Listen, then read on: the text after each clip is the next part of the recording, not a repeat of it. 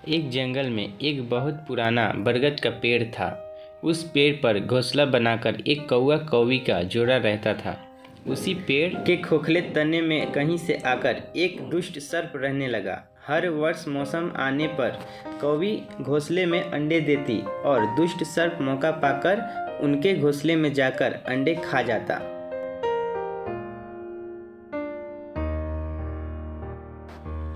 एक बार जब कौवा कौवी जल्दी भोजन पाकर शीघ्र ही लौट आए तो उन्होंने उस दुष्ट सर्प को अपने घोंसले में रखे अंडों पर झपटते देखा। अंडे खाकर सर्प चला गया।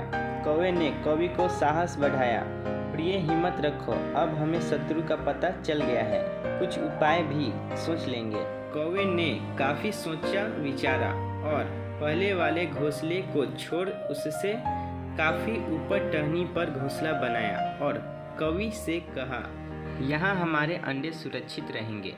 हमारा घोंसला पेड़ की चोटी के किनारे निकट है और ऊपर आसमान में चील मंडराती रहती है।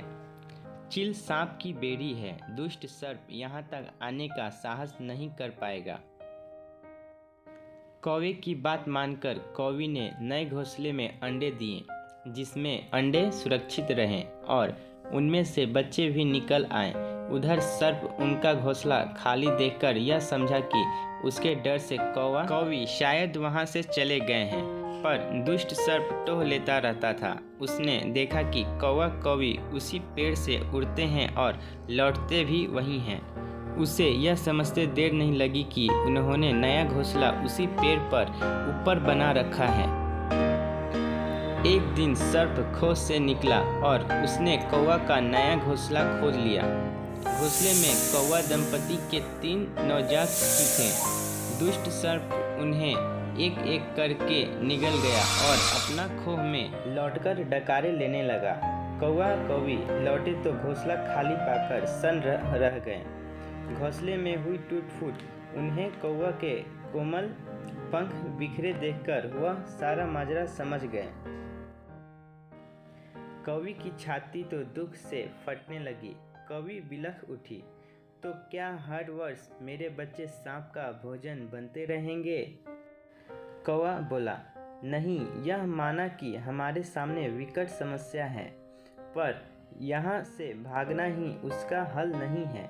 विपत्ति के समय ही मित्र काम आता है। हमें लोमड़ी मित्र से सलाह लेनी चाहिए। दोनों तुरंत ही लोमड़ी के पास गए। लोमड़ी ने अपने मित्रों की दुख भरी कहानी सुनी। उसने कौवा तथा कौवी के आंसू पोंछे।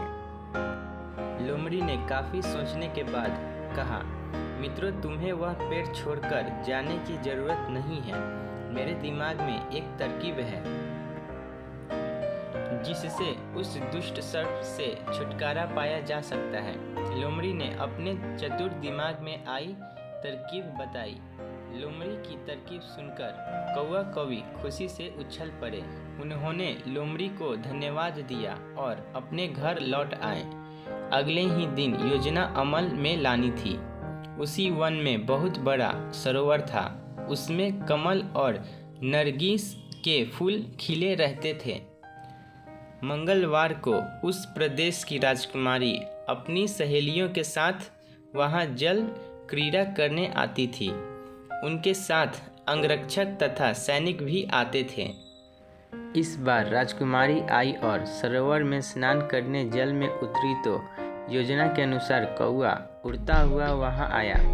उसने सरोवर तट पर राजकुमारी तथा उसके सहेलियों द्वारा उतारकर रखे गए कपड़ों आभूषणों पर नजर डाली। कपड़े के ऊपर राजकुमारी का प्रिय हीरे मोतियों का विलक्षण हार रखा था। कौवी ने राजकुमारी तथा सहेलियों का ध्यान अपनी ओर आकर्षित करने के लिए काँव काँव का शोर मचाया।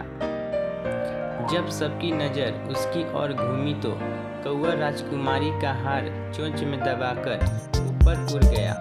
सभी सहेलियां चीखी, देखो देखो, वह राजकुमारी का हार उठाकर ले जा रहा है। सैनिकों ने ऊपर देखा तो सचमुच एक कौवा हार लेकर धीरे धीरे उड़ता जा रहा था। सैनिक उसी दिशा में दौड़ने लगे। कौवा सैनिकों को अपने पीछे लगाकर धीरे धीरे उड़ता हुआ उसी पेड़ की ओर ले आया। जब सैनिक कुछ ही दूर रह गए तो कौवे ने राजकुमारी का हार इस प्रकार गिराया कि सांप वाले खोह के भीतर जा गिरा। सैनिक दौड़कर खोह के पास पहुंचे। उनके सरदार ने खोह के भीतर झांका। उसने वहां हार और उसके पास में ही एक काले सर्प को कुंडली मारे देखा। वह चिल्लाया, पीछे हटो, अंदर एक नाग है। सरदार ने खोह के भीतर भाला मारा। सर्प घायल हुए और फुफकारता हुआ बाहर निकला। जैसे ही वह बाहर आया, सैनिकों ने भाले से उसके टुकड़े टुकड़े कर डाले। तो दोस्तों, हमें यह सीख मिलती है कि सूझबूझ का उपयोग कर हम बड़ी से बड़ी ताकत और दुश्मन को हरा सकते हैं। बुद्धि का प्रयोग करके हर संकट का हल निकाला जा सकता है। दोस्तों, कहानी अगर अच्छी लगी हो तो लाइक करना ना भूलें और चैनल को सब्सक्राइब भी कर लेना। जय हिंद, जय भारत।